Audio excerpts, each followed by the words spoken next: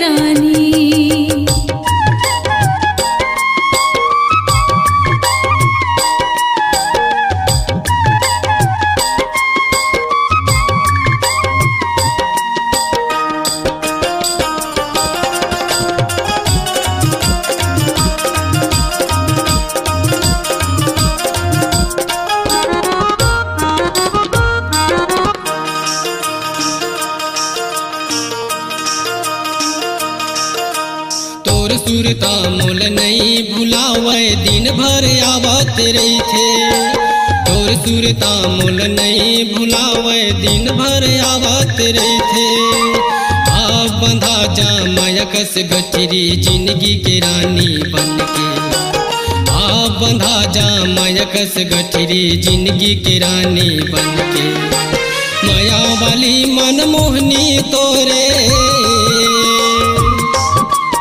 माया वाली मनमोहनी तोरे, रूपे हवे वो सुंदर रानी रानी रानी, मोर मयारू मैनवो के तैरानी मोर मयारू मैनवो मोर सपना के तैरानी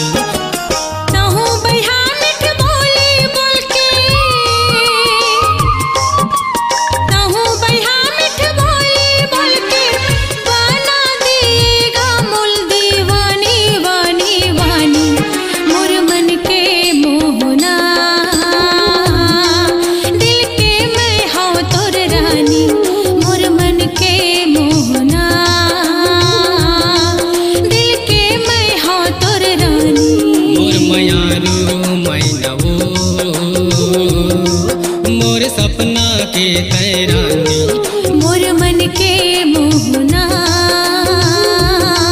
दिल के मैं हो तोर रानी मोर मयारू मैनवो मोर सपना के तैरानी। अपनी आवाज को दीजिए एक नया मुकाम। डिजिटल रिकॉर्डिंग की दुनिया का जाना पहचाना नाम स्वरांजलि, जहां गूंजती हैं ध्वनियां अपनी माटी की सौंधी सुगंध के साथ। छत्तीसगढ़ी संगीत के विविध रंग जो पहुंचाते हैं पूरे प्रदेश में डिजिटल रिकॉर्डिंग के संग। स्वरांजलि स्टूडियो, नेमीचंद गली नंबर 2, गंजपारा, रायपुर।